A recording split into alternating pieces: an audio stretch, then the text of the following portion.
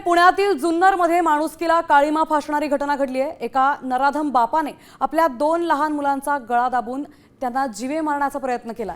या धक्कादायक घटनेत 3.5 वर्षांच्या हर्षदाचा मृत्यू झालाय, तर 5 वर्षांचा मुलगा सुदैवाने बचावलाय। आरोपी सागर शिंदेने मुलांना फिरायला नेण्याच्या बहाण्याने जंगलात नेलं। तिथे त्यानं दोन्ही मुलांचा गळा दाबून त्यांना जंगलात टाकून दिलं होतं। दरम्यान पोलिसांनी आरोपी बापाला चाकणमधून आता अटक केली आहे।